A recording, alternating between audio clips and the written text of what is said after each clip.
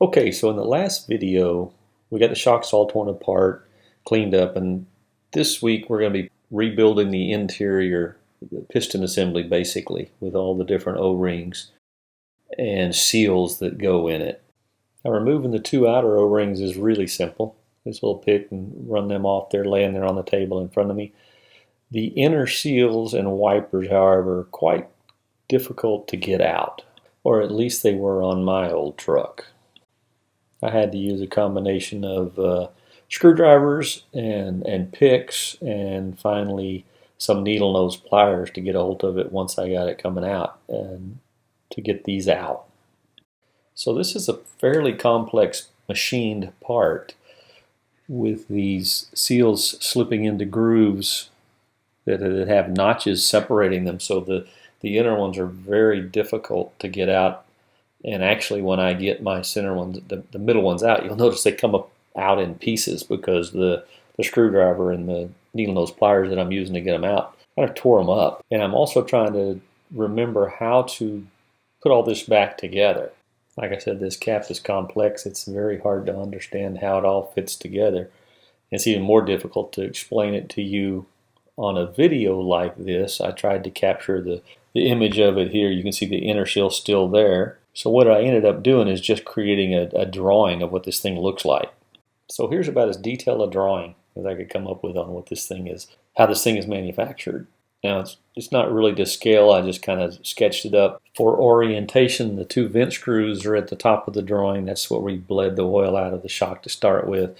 There's the two wipers, the two blue seals at the top of the drawing. Those are to keep the external crap out. The yellow inner seal here that I show here is the hardest piece to get out or in. And you really want to be careful on the bearing surface down there with your tools, your picks, your screwdrivers, that you don't mar that surface as you're trying to extract these seals. That surface is what rides up and down on that shaft, and it can cause you a lot of trouble if you get that thing scratched up. Now that inner seal, I did work on that thing for quite a while to get it out. Originally I was trying to get it out as one piece so I could understand what it was, but I pretty much gave up on that, and you'll see it comes out in a couple of different pieces. I thought that I had a round seal down in there, and then I realized pretty quickly that it was the square seal that they put in the later builds of these trucks. And depending on where you get your seal kit from, it depends on kind of the seal you get. My kit came with both just a round O-ring seal that could be used in this cap, or the square seal that mine ended up having. So make sure you quantify that with whoever you get your O-ring kit from, that you have both types or the correct seal for your truck.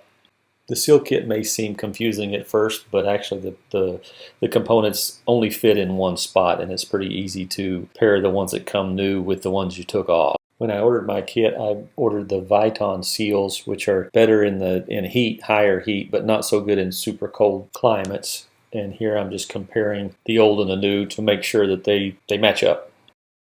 Now you'll remember when we took this apart, we laid these down in the order that they came off of the shock. And along with the order is the orientation.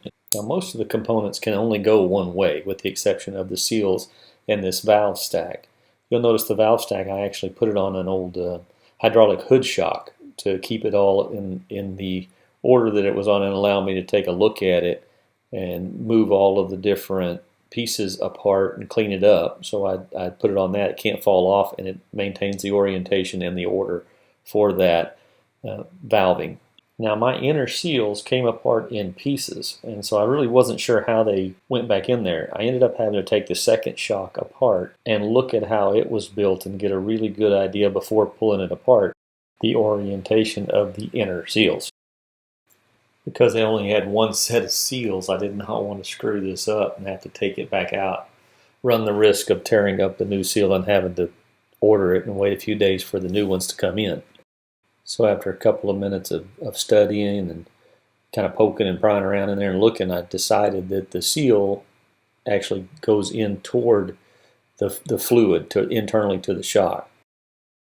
What I'm trying to do here is demonstrate to myself that lip goes in toward the fluid, similar to how a front wheel bearing seal works. What you see here is a close-up view of that seal. Also in this picture, you can see the outer vent relief, the other end of that Allen head screw we loosened off to let the pressure out. Well, now we get to the fun part of the build. We're trying to put these seals back inside this screw-in cap. And what I'm starting out here is take a little bit of shock oil and make sure you oil everything up really good just to help with reassembly. Now getting that seal down inside that cylinder past all those lands that are sticking out is not easy. It took a little bit of time, a little bit of figuring out how to squeeze it together, push it down in there, catch one edge over in the groove, and then basically just start working it down and into that groove as I move around that cap. I guess the best thing I can say is just be patient, continue to work. Tried to avoid using any kind of a sharp edge. I'm using the back edge of a plastic screwdriver to get that pushed down in there. Ultimately, though, I did have to resort to taking that screwdriver and putting that in there and trying to get the kink worked out of the center of that seal. Once I've gotten it about 3/4 of the way around, I couldn't get a camera to show you what was going on, but that's what I'm doing here. I have to believe that if you have the round O-rings, they go right in. But I have to say I've had 0 leaks on this, so I'm pretty happy with the system they built for this shock. With enough pushing and pulling, and kind of you see me turning it in my hand, and I just keep working it around. Eventually I get that sealed inside there. You can see the kink there. It's kind of kinked out and pushed out there in the middle. I'm trying to work that and get it hung off of one of those lands inside there and not tear up my bearing surface. I swear sometimes when you're working on an automobile, it's like they took something and figured out, the engineers when they did it, they figured out how to put something out in space and build the whole car around it. That's about what I felt like here, trying to figure out how they expected someone to replace those seals. But you just have to have a little bit of patience and tenacity, and eventually it will go in place. Now once you get the seal in, each seal individually, you like to make sure that it's seated properly, that it's bedded in this groove properly. And there's a thing, this bullet you see on my workbench is really just to help prevent cutting the seals up when it goes over those threads on that shock absorber. Every shock has a different size bullet, obviously, and you could build it without one, but just as a precautionary thing, I've got a bullet that I'm going to use, and I also use that to help make sure that seal is bedded properly. And there you go. The inner seal, the hardest one, the first one, is in place. So here's a closer look at the bottom edge of that screw-in cap. You can see the bearing surface that slides up and down the shaft. That's the piece that you want to be real careful not to tear up. You can see the inner vent that vents the inner piston hydraulic pressure. The outer vent that showed up in the other picture I showed you is just barely visible there on the outside edge. That vents the pressure off the outer hydraulic chamber. And it's why you have to unscrew both of those Allen head screws when you're rebuilding these shocks to start with. Now it's the somewhat simpler task of installing the 2 outer wipers. They both point outside to the atmosphere. So you do the inner one first and then the outer. Installing these is the exact same process as that inner seal. You kind of squeeze them together, push them down in there, catch one side into the groove where it belongs, and then start working it around into the groove as you rotate, work your way around the cap. Obviously make sure you keep everything lubed up. And here I'm just using the bullet. This one went in really easy. I just getting the bullet back in there, making sure it's all seated up and bedded into its slot really nice. And then the outer one actually pushes straight in from the top, but it took me a little bit to get that worked in there too because it's such a tight fit. But ultimately you get that in there and then you're pretty well home free. Now one more time just to make sure we get this correct. This is what it looks like when you get them installed. The 2 blue outers are pointing to atmosphere. The white, my Viton white one, or I guess if you had a black one, the inner seal is rubber, it would point toward the inner hydraulic cylinder.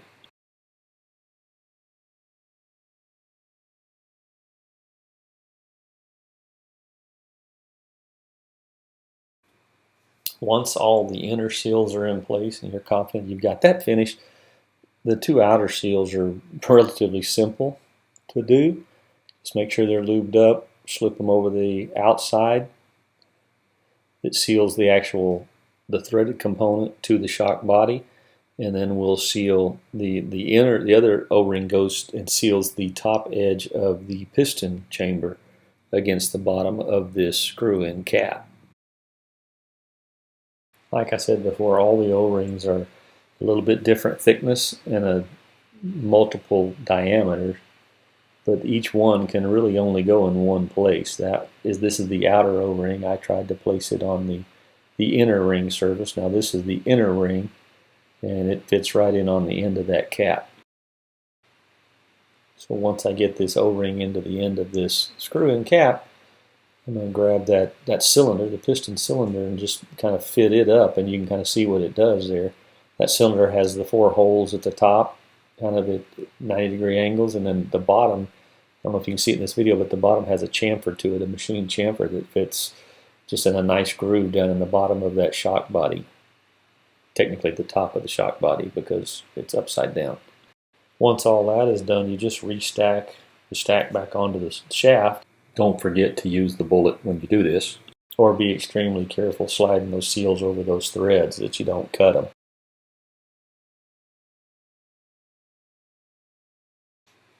Now that I've got that in place, working, I'm going to come in here and put the 2 O-rings on the outer nitrogen chamber cap. Get them out of the way, get those oiled up good, and just slip them over. Now you'll notice that I've already got the Schrader valve drilled and tapped into this cap. I'm going to show you that here just a little bit later in this video, but I've already completed that step. And here I'm going to work on the valve itself. And this is why I have it held on a rod. I guess you could use a bolt. Like I said, I just used a hood shock here, but I've got it on there mostly so that I don't drop it or mess up the orientation or organization of the shims that are on either side of that valve. Now what you want to notice here is that valve has a wear band on them. That wear band is not a complete circle, it's split, so you can get your pick and you can pull it off. And now you'll see that wear band there on the insert, and underneath there is a real small O-ring that actually I think helps keep pressure on that wear band against the edge of the cylinder for that piston and shock assembly. So now it's just a matter of getting that old O-ring off, getting the new one oiled up and slipped on, and then sliding your new wear band back over that valve assembly, and you'll be good to go. Make sure, again, everything is well oiled up. Now I noticed when I bought these kits, I could have bought a kit without wear bands and with wear bands. I don't know why you'd go to all this much trouble and not replace these, but I guess if you rebuilt the shocks after every weekend, maybe you don't need them. But on a truck with a lot of miles, you're going to want to replace them. So you always want to be paying attention to the order of parts. Here I almost forgot this spacer, this aluminum spacer slider bump stop. I'm not sure what that part is, but I know that's where it goes, and I almost put it on before I put the valve itself in place. Now here I'm trying to get the valve to slide down, and all those different washers end up hanging on the threads, and then it finally gets on. So you got to just kind of get it wiggled around, slide it down on there. Now here I get the nut on there, I just put it down finger tight because I'm not sure of the torque spec, so I had to go look that up. I got on the internet, started looking around, spent 30, 40 minutes, a couple hours looking around the internet, and I came up with 2 different torque specs for that nut, one at 30, one at 35. I just torqued it to 35 and called it good. Now the last O-ring goes on the nitrogen chamber piston that I'm holding here. Now the last wear band is laying there on the table beside it. It gets put back on during reassembly. It won't stay on right now. It'll just pop back off, so leave it off for now. Now the next video I put out there will actually go into putting this piston and the shock back together. We've kind of rebuilt it all, got all the new seals and guides in place. But the last thing I want to do on this video is actually show the drilling and tapping of the Schrader valves in the nitrogen cap. If you're not using Schrader valves in your rebuild, you can skip this part. First thing you're going to need to do this is a really good tap, and I'm not talking about one you can go down to Harbor Freight and buy you a good quality 1/8 by 27 pipe thread MPT tap. You're going to want a good quality. They're not super expensive, but they're not cheap either. You're also going to want to make sure you have a 21 by 64 drill bit. a little strange size. Sometimes they're in your drill bit set, sometimes they're not. So you're going to need that to make sure this works right. Now what I've done is I've got a couple of blocks of wood in my vise. I've still got the old O-rings on this nitrogen valve cap, and I'm going to clamp it up so it can't spin. Now if you've been paying attention, you're saying to yourself, wait a minute, the hole in that cap was a 3/8 by 24. That's the tool we used to pull the cap out of the shock body itself, and you would be correct. So right now you're asking, how do you drill a 21/64 hole into the larger 3/8 hole that already exists? The obvious answer is you don't. The larger hole will get cut by the tap. What you want to do is you want to take your drill press, whatever you're using, you want to drill out the bottom half of this cap with that 21/64 drill. You just take your time. It's aluminum. It drills really easy. It taps really easy. As I said a while ago, a drill press would probably be the preferred method, but I don't have a drill press in my garage. I've got a vise and a couple of pieces of wood. Once you've got that hole drilled out in the bottom half, 21/64, you want to take your tap and you start it at the top. You want to use a little bit of lubrication, some WD-40 or some oil, anything you have, because that aluminum will try to gald up. And so if you'll take a little bit of oil, you start that tap and you just start going real slow, you'll start cutting the threads pretty easy at the top, because remember, it's a 3/8 inch hole. It's a little bigger than our tap is, and it'll go straight in there, down those threads that are already there, and it'll cut new threads. And as you're going, it'll start getting tighter and tighter, because what you have here is a tap that's tapered, meaning it's smaller at the beginning than it is at the end. And that's why we can get away with having the 3/8 inch hole at the top and the 21/64 at the bottom. So as you continue, you work that aluminum, that tap down through that aluminum, you're only going about 1/8 to 1/4 turn every time, and then backing up a little bit and breaking out that gall. When it cuts that thread and you back it out and break it. So here, that's all I'm doing, is I'm just working that tap back and forth through those threads and cutting a little, and then backing out and cleaning. It's just cleaning the thread. So that's all I'm doing here. So a 1/8 by 27 is a pipe thread. Like I said, it's tapered. That means it's going to need some type of a plumber's tape to seal itself off. So in that Schrader valve, when I put it in, I'm going to wrap it in plumber's tape. When you cut this hole, you have to make allowances for that. So as I back this out occasionally, and I'm testing that Schrader valve screwed inside into that hole, I'm making sure that I have enough allowances for that. Schrader valve ought to go more than halfway down in there, to where you just have a couple of threads at the top. Like I said before, I think the Schrader valve is a better option for checking the pressure on these shocks in the future and being able to refill them, which I think was one of my biggest problems on my truck. I had no leaks, but I still had that clunk because the nitrogen pressure was down. Now, if you're looking at doing this, you're asking probably where do you get the parts to complete this build? I got my parts from Smitty Racing Suspensions out in California. They were great people to work with. I called them up and talked to them a little bit about what my shocks were doing and what I thought I needed to do, and they kind of steered me in the right direction. I was able to buy the seal kit, the oil, the spanner wrench I needed, and the bullet. Everything I needed. They were able to talk to me about the Schrader valve and the other options for filling these shocks up. And they were really helpful people. Well, there you have it. We've got everything we need now to get this put back together. We've got all of the seals replaced. We've got the valve assembly rebuilt. The pistons all bolted up, torqued up nice.